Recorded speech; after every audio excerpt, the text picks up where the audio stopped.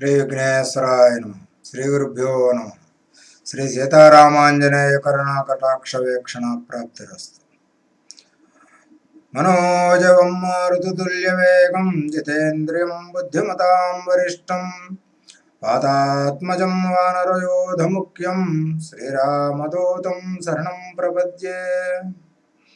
రామం లక్ష్మణపూర్వజం రఘువరం సీతాపతిం సుందరం కాకుత్సం కరుణార్ణవం గుణనిధిం విప్రప్రియం ధార్మికం.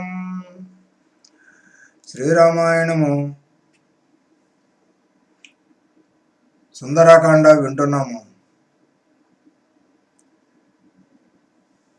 సీతతో ఎలా మాట్లాడాలో ఆలోచించుకున్న హనుమంతుడు తాను లంకకు ఎందుకు వచ్చినది, ఎలా వచ్చినది, రామప్రభు, దశరథుడు, జానకి, సుగ్రీవుడి దగ్గర నుంచి వీరి యొక్క మిత్రత్వము, వాలిని చంపడము, ఇవన్నీ గానం చేయగా జానకి ఆశ్చర్యపోయి మూర్ఛిల్లి వచ్చినటువంటి హనుమంతుడు ఆనాడు జనస్థానంలో సన్యాసి వేషంలో వచ్చినటువంటి రావణాసురుడే ఇప్పుడు వానర రూపంలో వచ్చాడని భ్రమ చెంది అనుమానించి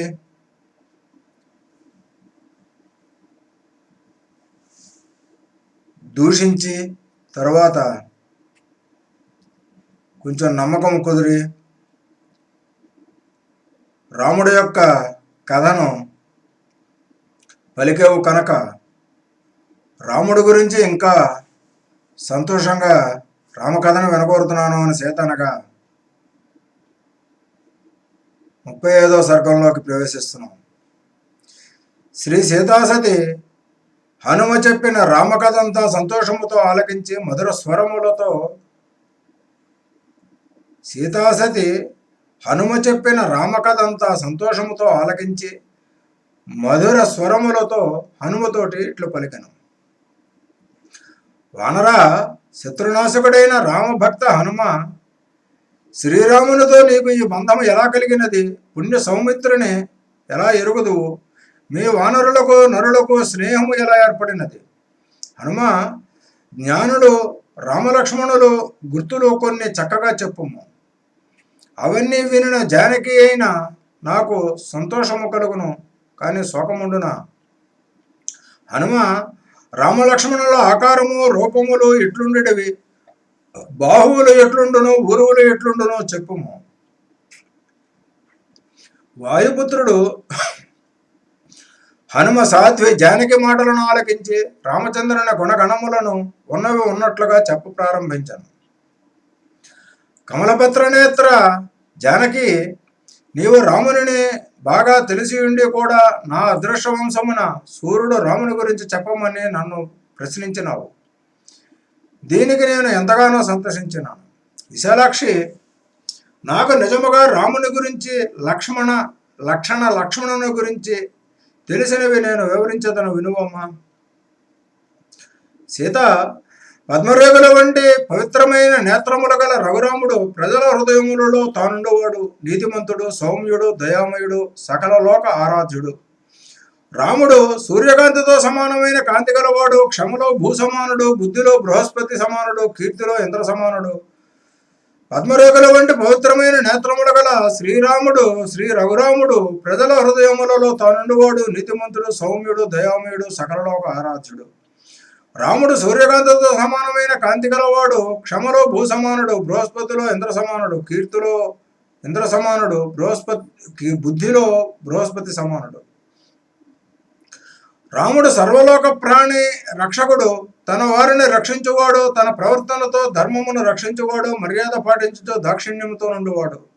సీతాభామిని, రాముడు లోకములో 4 వర్ణముల వారిని రక్షించువాడు, తాను మర్యాద పాటించుతూ ఇతరులచే మర్యాద పాటింపజేయవాడు, భూమండలమున అతనికి సాటి ఎవరూ లేరు.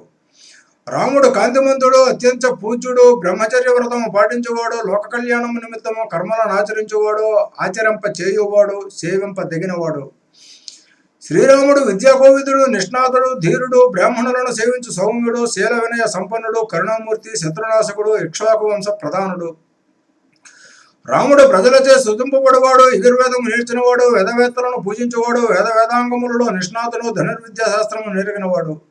రాముడు బలమైన బాహువులు గలవాడు, మంగళ స్వరూపుడు, శంఖము వంటి కంఠము గలవాడు, ఎర్రని కనులు గలవాడు, లోకవిఖ్యాతుడు, విష్ణువుతో సమానుడు. రాముడు దుందుభిధ్వని వంటి స్వరము కలవాడు, విక్రమోపేతుడు, నీలమేఘము వంటి దేహము కలవాడు, లోకక్షేమంకరుడు. రాముని వక్షస్థలము విశాలముగా ఎత్తుగా ఉండును, ముంజేయి రమ్యముగా, పిడికిలి దృఢముగా ఉండును, కనుబొమ్మలు వృషణములు మిగిల రంజిల్లుచుండును. బాహువులు దీర్ఘముగాను, కేశములు పిక్కలు మనోహరముగాను, వక్షస్థలము, గోళ్ళు, పొట్ట, పాదరేఖలు మొదలైన అవయవములన్నీ సాముద్రిక ప్రకారము రాజజహనములు కలిగి ఉన్నవి. రాముని ఉదరముందు కంఠముందు 3 రేఖలున్నవి. స్తనాగ్రములు ఉండవలసిన రీతిలో ఉన్నవి. కంఠము, లింగము, వీపు, పిక్కలు పొట్టిగా ఉన్నవి. నేలపై ముచ్చటగా 3 సుడులున్నవి. తలపై ముచ్చటగా 3 సుడులున్నవి.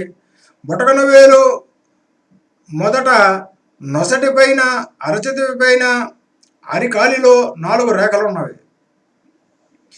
ఇక ఇక్ష్వాకు వంశాబ్దీంద్రుడు శ్రీరామచంద్రుడు నిజ సాముద్రిక సముచిత భద్ర నిర్నిద్ర సల్లక్షణ సాంద్రుందుడై కనుబొమ్మలను, నాసికీ రంధ్రములను, శ్రోత్ర నేత్రములను, ఔష్ఠన స్తనాగ్రములు, మోచేతులను, ముంజేతులను, శ్రోణులు, ఎత్తైన ఉత్తమమైన కండరమ్ములు, సకల సావయవ సముచిత సంపన్న సంభూతి నలరుచుండెను.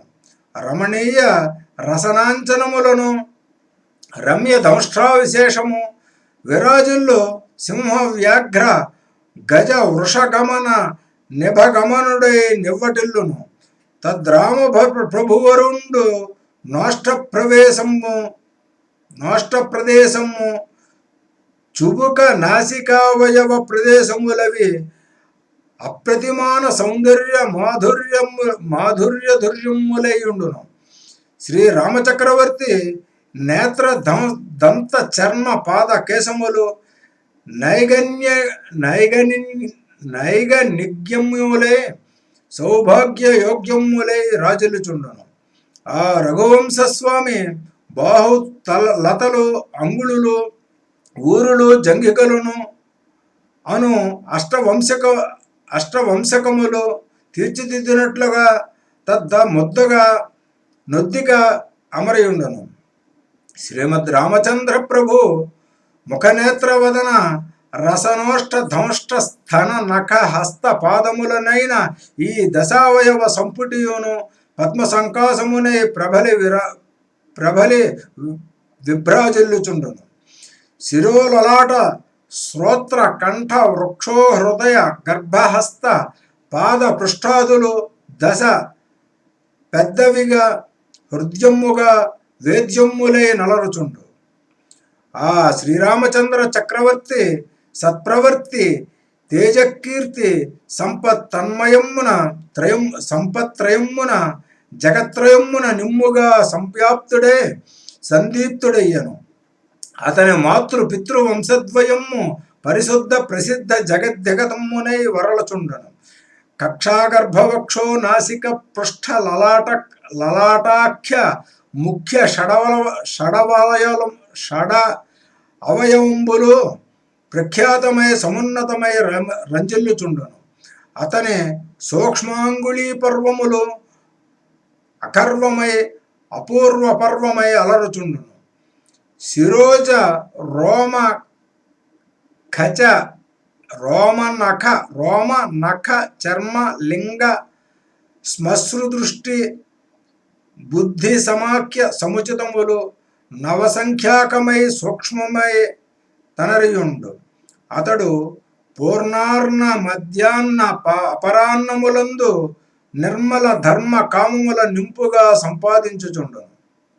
రాముడు సత్యధర్మ గుణముల గల పూజితుడు, మహిమాన్వితుడు, తన వారి పట్లను దేశకాలముల పట్లను తెలిసి ప్రవర్తించేవాడు, అన్ని లోకముల ప్రియమైనవాడు.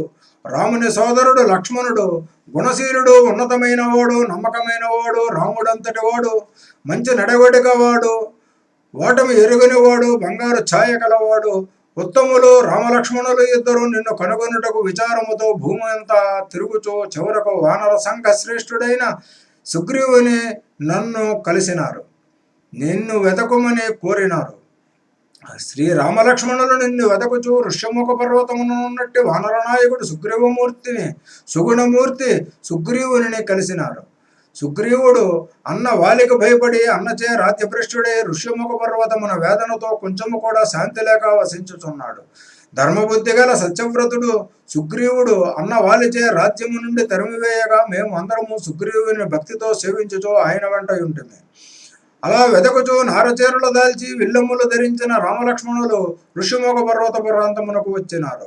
సుగ్రీవుడు శత్రువు వాలిచే పంపబడిన శత్రువులుగా రామలక్ష్మణులను భావించి హడలిపోయి సుగ్రీవుడు ఋషిముఖ పర్వత శిఖరమునెక్కి కూర్చుండెను. అంతటా సుగ్రీవుడు శిఖరము నుండి దిగి వచ్చుచున్న రామలక్ష్మణులను గురించి తెలుసుకొని రమ్మని నన్ను వారి వద్దకు పంపినాడు. సుగ్రీవుని ఆజ్ఞతో నేను శీఘ్రముగా పురుషోత్తములు, రాజకుమారులు, సూర్యులు అయిన రామలక్ష్మణుల వద్దకు నెమ్మదిగా వెళ్ళి వారిని చూచి భక్తితో మ్రొక్కినాను. పురుషశ్రేష్ఠులు రామలక్ష్మణులు సుగ్రీవుని విషయము తెలుసుకున్నారు. రామలక్ష్మణులను ఇద్దరిని వీపుపై ఎక్కించుకొని సుగ్రీవుడు వానరులు ఉన్న చోటుకి తీసుకుని పోయినాను. సుగ్రీవునకు రాముని లక్ష్మణుని విషయము పూర్తిగా వివరించినాను. రామునకు సుగ్రీవునకు వారి వారి కోరికలు తీరున్నట్లుగా వారి మధ్యలో స్నేహము కూర్చినాను. ఆ విధముగా సుగ్రీవునకు రామునకు స్నేహము సంతరించుకున్నది. వారిద్దరూ సంభాషించుకుని ప్రీతి విశ్వాసములతో సఖ్యతను పొందిరి. వాలి విద్రోహమునకు పాల్పడి సుగ్రీవుని భార్య రోమను తీసుకుని పోయి రాజ్యము లాగుకొని సుగ్రీవుని అన్యాయముగా రాజ్యభ్రష్టును చేసిన విషయము వినిన రాముడు సుగ్రీవుని ఓదార్చెను. రామునకు కలిగిన కష్టములు నీవు కనబడక రాముడు ఏ విధముగా బాధపడుచు దుఃఖించుచున్నాడో అంతా వివరముగా విశ్వాసపాత్రుడైన లక్ష్మణుడు వానరరాజు సుగ్రీవునకు వివరించినాడు. లక్ష్మణుడు నీ విషయము సమస్తము సుగ్రీవునకు చెప్పగా లక్ష్మణుడు ఈ విషయము సమస్తము సుగ్రీవునకు చెప్పగా అతడు దుఃఖముతో కూడిన వాడే రాహువు సూర్యుని పట్టిగా కాంతిపోయినట్లు కాంతివిహీనుడయ్యాను. వినుమమ్మ, రావణుడు నిన్ను అపహరించుకుపోవుచున్నప్పుడు నీవు నీ దేహముపై ప్రకాశించుచున్న ఏ ఆభరణములను తీసి భూమిపై విడచినావో వాటిని వానరులు రామునకు చూపించినారు. అలా నీవు తీసి పారవేయించిన నగలు ఋష్యముఖ పర్వతమున పడగా వానరులు ఆ నగలను రామునకు చూపించినారు. కానీ నిన్ను తీసుకుని పోయిన మార్గమును చెప్పలేకపోయేది. నేనే ఆ నగలను రాముని వద్దకు తీసుకుని పోయి చూపించినాను. రాముడు వాటిని చూచి నిన్నే తలంచుకొనుచు విచారముతో మూర్చపోయినాడు. నగలు చంద్రవందరగా నేలబడిపోయినవి. జానకి, దేవతా సమానుడైన శ్రీరాముడు ఆ ఆభరణములను తన ఒడిలో నుంచుకొని నిన్నే తలంచుకొనుచు దుఃఖ సమానుడై దారుణముగా విలపించను. ఆ విధముగా నగలన్నింటినీ చూచుచూ రాముడు ఏడ్చుచూ దుఃఖమును పొందెను. నీ అలంకరణ ఆభరణములను చూడగానే నీవు జప్తికి వచ్చి రాముడి చిత్తమున వేదనాగ్ని ప్రజ్వలినది. మహాబాహుడైన రాముడు లక్ష్మణునితో కూడినవాడే ఆ అలంకారములను మాటికి చూచుతూ ప్రక్కవారికి చూపించుచూ సుగ్రీవునకు తిరిగి ఇచ్చాను. పూజ్యులారా, నీవు రామభూపతికి కనబడకపోవుటచే నిత్యము రాముడు నీకే పరితపించుచూ మండుచోన్న అగ్నిపర్వతం వలె ఉన్నాడు. నీవు కనబడని కారణము చేత శ్రీరామచంద్రుడు ఎల్లవేళలా నీకే తప్పించుచూ దుఃఖం పొందుచూ నిద్ర లేకుండా అగ్నిశిఖలచే కాల్చబడుచున్న గృహము వలె ఉన్నాడు. గొప్ప భూకంపము వచ్చి పెద్ద పర్వతమును కదల్చి వేసినట్లు నీ వియోగము రామచంద్రునికి మిక్కిలి శోకము కలిగించి బాధించుచూ కుదిపివేయుచున్నది. జానకి, నీ వియోగముచే బాధపడుచున్న రాముడు సుందర వనమునందు అందమైన సెలయేళ్ల వద్ద రమ్య ప్రదేశముల యందు విహరించుచున్నాను. కొంచెము కూడా సంతోషము పొందుటలేదు. సీతాసాధ్విరో పురుషోత్తముడు శ్రీరాముడు నీతి తప్పిన రావణుని సకల బంధు మిత్ర సమేతముగా సంహరించి నీకు సంతోషము కలుగు చేయుచు నిన్ను తీసుకుని వెళ్ళును. జనని, ముందుగా సుగ్రీవుని శత్రువు వారిని రాముడు సంహరించుటకు పిదప సుగ్రీవుడు నిన్ను వెతకించుటకు యథార్థముగా ఆనాడే రామునకు సుగ్రీవునకు ఒప్పందము జరిగినది. తరువాత సూర్యులు రాకుమారులు రామలక్ష్మణులు ఇద్దరు కిష్కింధకు వెళ్ళినారు. అతను రాముడు ధూర్తుడు వారిని ఆశ్చర్యముగా వధించినాడు. పిదప రాముడు యుద్ధమున వారిని సంహరించి సుగ్రీవునకు సంతోషము కలిగించుచు సుగ్రీవుని వానర నాయకునిగా పట్టము కట్టెను. దేవి సీత వారిద్దరికూ ఆ విధముగా దివ్యముగా స్నేహం కలిసినది. వారిద్దరూ కలిసి దూతగా పంపగా నేను ఇక్కడకు వచ్చినాను. సుగ్రీవుడు రాజ్యము రాగానే శ్రీరాముని కార్యము లక్ష్యముగా వానరులందరినీ పిలిపించి రప్పించి భూమి మీద నేను వెతకడకు నలుదిక్కులకు పంపించినాడు. సీత సుగ్రీవుని ఆజ్ఞముపై పర్వతముల వంటి తేజస్సులైన వానర వీరులు అన్ని దిక్కులకు వెళ్ళి శ్రద్ధగా నిన్ను వెతకనారంభించరు. సాధ్వి అంతటా మేము కూడా సుగ్రీవుని ఆజ్ఞ తీసుకుని ఎంతో శ్రద్ధగా నిన్ను వెతుకుచు భూమిని ఎంతో తిరుగుతున్నాము.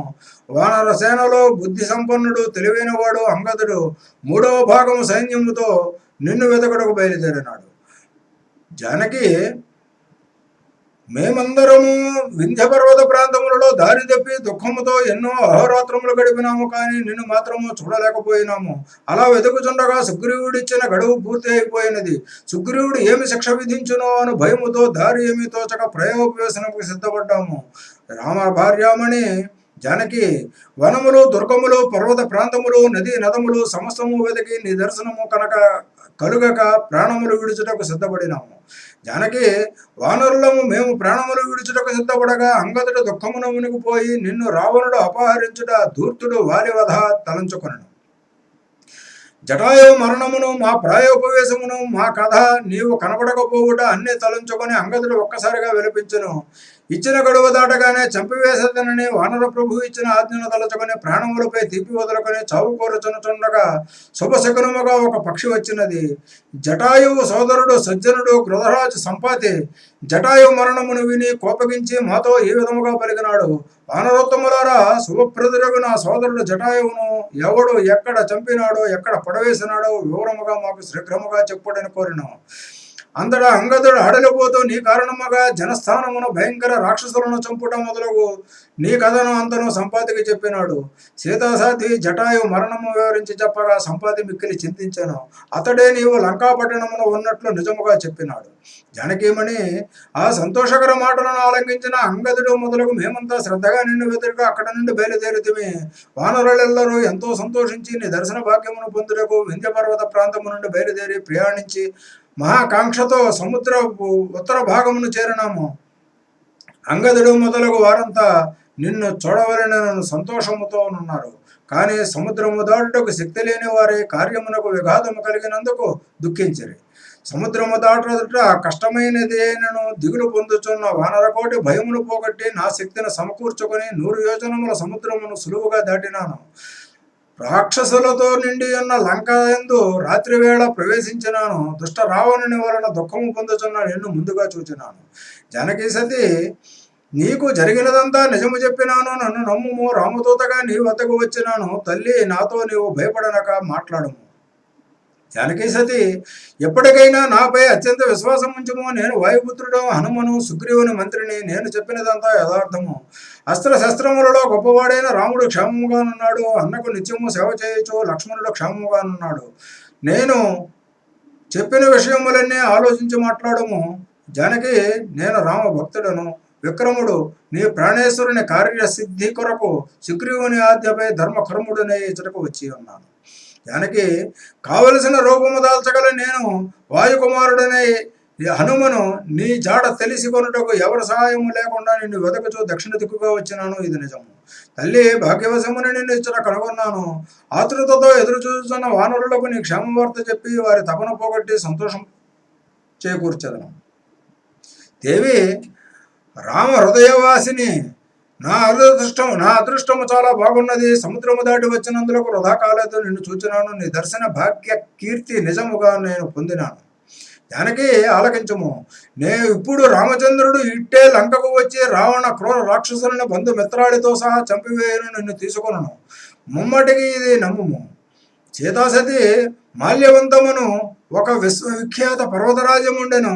ఆ పర్వతమున కేసరియను వానరుడు ఒకడు ఉండేవాడు. అతడు ప్రీతితో గోకర్ణ పర్వత ప్రాంతమునకు వెళ్ళిపోయాను. నా తండ్రి కేసరి వానరుడు దేవతలు ఋషులు ప్రార్థించగా పుణ్యతీర్థ సముద్ర తీరముననున్న శంభసాతనుడును రాక్షసుని చంపినాడు. తల్లి జానకి, కేసరి భార్య యందు వాయుదేవుని అనుగ్రహమున నేను పుట్టినాను.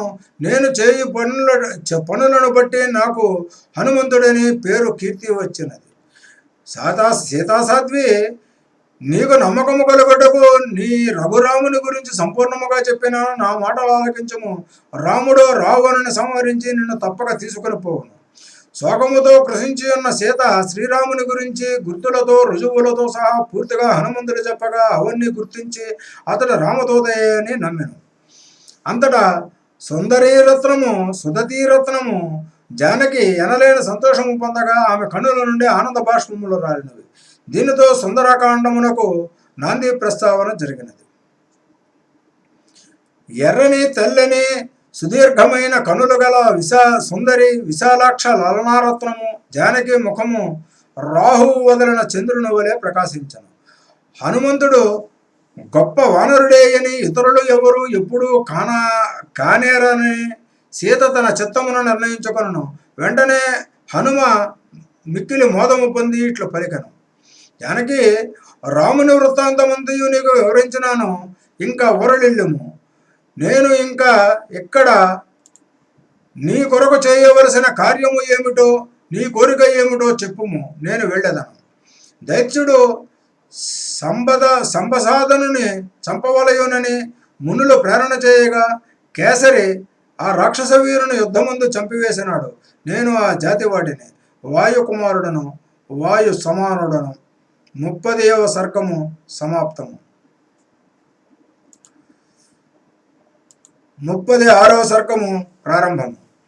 అంతటా తేజస్వి హనుమంతుడు సీతకు తనపై బాగా నమ్మకము కలుగుటకు సవినయముగా మరలా ఇట్లు పలికను. పావని జానకీ సతి, నేను రాముని దూతనని నీకు నాపై పూర్తిగా నమ్మకము కలుగుటకు ఇదిగో రాముని ఉంగరము చూడము. జానకి, నీకు నమ్మకము కలుగుటకు రాముడిచ్చిన మంగళకరమైన ఉంగరమును తెచ్చినాను. నీవు దుఃఖించకము, ఓరలిల్లుము. నీ కష్టములు దూరమైపోవును, నీకు శుభమగను. రావణుడు హనుమ పావని రామపత్నికి శ్రీరాముని ఉంగరముని ఇయ్యగానే జానకి ఆ ఉంగరమును చూచి భర్త శ్రీరాముని చూచినట్లుగానే ఎంతో సంతోషించాను. హనుమపై విశ్వాసము పెంచుకొని గొప్ప వానరుడనియు అతనితో సమానులు ఇంకెవరూ లేరనియు నిర్ణయించుకొనిన సీత మిక్కిలి సంతోషముతో హనుమతో ఇట్లు పలికను. ప్రతి సందేశముతో పాటు రాముని ఉంగరము కూడా తెచ్చి ఇవ్వగా జానకి మిక్కిలి సంతోషించి ప్రీతికరముగా పలికి హనుమను స్తుతించను. వానరవీర హనుమ, బుద్ధిమంతుడా, నిజముగా నీవు సమర్థుడవు. అందుచేతనే ధైర్యముగా నిర్భయముగా లంకాపట్టణమును ప్రవేశించినావు. ఇది నీకు తప్ప ఇతరులకు సాధ్యము కాదు. వనరోత్తమ, నీవు విక్రముడవు. చెప్పాలంటే ముసళ్లతో ఉన్న 100 యోజనముల సముద్రమును నీవు సామర్థ్యముతో ఆవు పాదమంత ప్రదేశమును దాటినట్లు అవలీలగా దాటినావు. వానర పొంగవ, నీకు రావణ క్రూరుడన్న భయమే లేదు. ఇది నిజము, ఆశ్చర్యము. ఇంత కార్యమును నీవొక్కడవే సాధించినావంటే సామాన్యమైన విషయమేమీ కాదు. జ్ఞానమూర్తి హనుమ, నీవు మిక్కిలి బుద్ధిమంతుడవు. పావన రామచంద్రుడు నిన్ను సచ్చరిత్రనే పంపినాడంటే నీతో మాట్లాడుటకు నాకు అర్హుడవు అయినావన్నమాట. రాముడు నిన్ను పరీక్షించకుండా నీ శౌర్య ప్రతాపములు చూడకుండా పంపుడు కదా. అందులోనూ నా వద్దకు ఏ విధముగానూ ఆలోచించకుండా నేను పంపునా. విక్రమశాలి, ధర్మాత్ముడు, సత్యవాక్ పరిపాలకుడు అయిన రాముడు, సుమిత్రాపుత్రుడు సౌమిత్రి నా భాగ్యవశమున క్షేమముగానున్నారని విని నేను ఎంతో సంతోషించినాను. శ్రీరాముడు క్షేమముగా నుండి కూడా ప్రళయాగ్ని వలె జ్వలించుచు మహాసముద్రముతో కూడి ఉన్న ఈ భూమండలమును తన క్రోధాగ్నిచే ఎందుకు దగ్ధము చేయలేదో కారణం ఊహించలేకున్నాను. రామలక్ష్మణుల దోషము ఏమీ లేదు. ఈ దుఃఖము, బాధ, దారిద్ర్యము బ్రహ్మ నా ముఖాన రాసి ఉండును. శ్రీరాముడు సౌమిత్రి దేవతలను కూడా గెలవగల సూర్యుడు. పావన పురుషోత్తముడు శ్రీరాముడు నన్ను గురించి బాధపడకుండా దుఃఖము పొందడా? భూమండలమున శత్రువులను నాశనము చేయుటకు కావలసిన కార్యములు చేయుటలేదా? రాజకుమారుడు రాముడు దీనముగా లేకుండా సంతోషముగా ఉన్నాడు కదా. కర్తవ్య విముఖుడు కాలేదు కదా. కార్యములను తగు రీతిగా చేయుచుండును కదా. అనరోత్తమ, శత్రునాశక శ్రీరాముడు శత్రువుల నాశనము చేయుటకు సామధాన ఉపాయములను ఉపయోగించుచున్నాడా? శత్రునాశనము చేయుటలో మిత్రులతో మైత్రితో నుండున రాముడు మిత్ర బృందములను సంపాదించుకున్నాడా? ఆ మిత్రులను రామునితో కలిసి ఉందురా? ఆ మిత్రులు సుగుణాత్ములేనా? వారు రాముని ఏడ ప్రేమతో గౌరవముగా ఉందురా? రాజకుమారుడు రాముడు దేవతానుగ్రహము కొరకు వారిని పూజించుకున్నాడా? మానవ ప్రయత్నమునకు దైవానుగ్రహమునకు ప్రాధాన్యత ఇచ్చుచున్నాడా? వానరోత్తమ, ఈ ఎడబాటు వలన రాఘవునకు నాపై అనురాగము తగ్గలేదు కదా. నా ఈ ఘోర దుఃఖమును రాముడు పూనుకొని తొలగించునా చెప్పుము. పూజ్యుడు నా రాముడు సుఖములకు ఏనాడు లొంగువాడు కాదు, ధీరుడు దుఃఖములను కృంగువాడు కాదు. నా వలన కలిగిన ఈ ఘోర దుఃఖము వలన బాధతో కృంగిపోడు కదా. కౌసల్య సుమిత్రుడు భరతుడు క్షేమముగా ఉన్నారన్న సమాచారములు ఎప్పటికప్పుడు వచ్చుచున్నవి కదా. వారు సుఖముగా ఉన్నారు కదా. పూజ్యుడు శ్రీరాముడు నా ఈ దుఃఖమునకు బాధ పొంది ఉన్నాడా, లేక నన్ను ఈ బాధ నుండి దాటించుటకు దృష్టి పెట్టి ఉన్నాడా? సోదరుని యందు ప్రేమ గల భరతుడు నా నిమిత్తము మంత్రుల చేత అక్షౌణ్యుల సైన్యమును శీఘ్రముగా పంపునో లేదో. రామకార్యము పూర్తి చేయదలిచిన సుగ్రీవుడు గోళ్ళు దంతములు ఆయుధములుగా గల వానర సేనలతో నా కొరకు వచ్చునో లేదో. సూరాగ్రేసరుడు సుమిత్రా కుమారుడు లక్ష్మణుడు వచ్చి తన అస్త్రశస్త్ర విద్యా ప్రావీణ్యముతో బాణములను ప్రయోగించి క్రూర రాక్షసులను అవలీలగా సంహరించును కదా యథార్థముగా. ఇక రాముడు లక్ష్మణుడు సుగ్రీవుడు తన వానరసేనతోనూ వచ్చి బంధుమిత్ర సమేతముగా దుష్ట రావణుని అనతకాలములో సంహారము చేయున. నీరు లేక ఎండకు వాడిపోయిన పద్మము వలె రాముని ముఖము నేను లేని కారణము చేత వియోగ బాధతో శోకముతో శిక్షించుకోలేదు కదా. తండ్రి మాట పాలనకు ధర్మముగా రాజ్యమును విడిచి కాలినడకను అడవులకు నన్ను తీసుకొని వచ్చు వేళ శోకము కాని వ్యధ కాని లేకుండా నిర్భయముగానున్న రాముడు అలాగే ధీరుడై ఉన్నాడా? హనుమ, నాకు నా తల్లిదండ్రులు కానీ ఈ భూమిపై మరెవరూ కానీ రామునితో సమానులు కారు. నాకు రాముడొక్కడే. సీతాసతి హనుమంతుడితో ఆ విధముగా మాట్లాడి మధురాతి మధురమైన రామచంద్రుని గాథ ఇంకా చెప్పమని కోరి అతడు ఏమి చెప్పునో అని కుతూహలంతో నిరీక్షించాను. హనుమంతుడు సీత మాటలను అన్నింటినీ ఆలకించి తలపై 2 చేతులు జోడించి పెట్టుకొని నమస్కరించి సమాధానం చెప్ప మొదలెడను. అమ్మ జానకి, నీవు ఇక్కడ ఈ లంకాపట్టణమున సంతోషము పోయి దుఃఖముతోనున్నావన్న సంగతి రామునకు తెలియదమ్మా. తెలిసి ఉన్నచో శచీదేవిని ఇంద్రుడు గైకొనున్నట్లు నిన్ను గైకొనుడా? జానకి, నా మాటలను జాగ్రత్తగా వినుము. రాముడు నిన్ను తీసుకుని పోవుటకు వానర భల్లోక సేనలతో శీఘ్రముగా వచ్చునమ్మా. నన్ను నమ్మము, ఇది నిజము. జానకి, సాధ్వి ఆలకింపుము. క్షోభింపజేయ శక్యముగానే సముద్రమును రాముడు తన బాణాగ్నిచే స్తంభింపజేసి వచ్చి లంకాపట్టణంలోని రాక్షసులనందరినీ నాశనము చేయును. ఆ సమయాన ఎవరు అడ్డు వచ్చినను దేవతలైనా సరే మృత్యు దేవత అయినా సరే వారినందరినీ పరాక్రమవంతుడు రాముడు అవలీలగా చంపివేయును.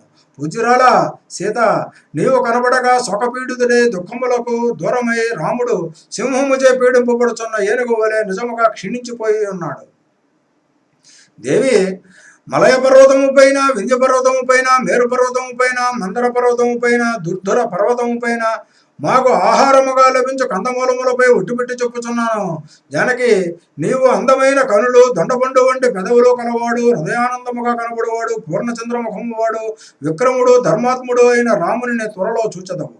ఇంద్రుడు ఐరావతముపై అందముగా కూర్చున్న చందమున రామచంద్రుడు ప్రసవణ పర్వతముపై కూర్చుండగా దర్శించు భాగ్యము నీకు తప్పక కలుగును. రాముడు కొంచెము కూడా మాంసాహారము కానీ మద్యము కానీ తీసుకునట్లేదు. ధర్మవిధిగా వానప్రస్థులు స్వీకరించే కందమూలములనే నిష్ఠతో పూజించుచు ముని జీవితమును గడుపుచున్నాడు. జానకి, ఏమని చెప్పను? రఘురాముడు నీ వియోగ దుఃఖముచే నీపైనే దృష్టి నిలిపి శరీరముపై ఈగలు, దోమలు, కీటకములు వాలినను, పాములు ప్రాకినను తోలుకొనట్లేదు. రాముడు అన్ని వేళలా ఏదో ఆలోచించుచు, వెర్రిగా చూచుచు, దుఃఖించుచు, కామవశుడై నీ ధ్యాసలోనే ఉంటూ మరి ఏ ఇతర చింతన లేకుండా ఉన్నాడు. రాముడు నిద్రపోవుట లేదు. ఒకవేళ కొంచెము నిద్ర పట్టినను పావన పురుషోత్తముడు వెంటనే సీత సీత అనచు నిన్నే తలచుకొనచు మేలుకొనను. ఏదైనా పువ్వును కానీ పండును కానీ మధురమైన వస్తువును కానీ చూచిన వెంటనే హా ప్రియ, నా ప్రాణేశ్వరి అంటూ రకరకాల దీనముగా నిన్నే స్మరించుచు నిట్టూర్చుచుండును. సీత, ఆ మహాత్ముడు రాముడు హా సీత అంటూ నిత్యము విలపించును. శీఘ్రముగా నిన్ను చేరవలనని ప్రయత్నము చేయుచుండును. ఇదంతా నిజము తల్లి, నీ విచారము మానుకొను. రామునకు ఎంత దుఃఖమున్నదో అంతే దుఃఖము సీతకు కూడా ఉన్నది. కానీ రాముని గురించి వినిన సీత శరత్కాల ఆరంభపు వేళ మేఘములు తొలగిన చంద్రుని వలె ప్రకాశించను. 36వ సర్గము సమాప్తము. శ్రీ రామార్పణమస్తు.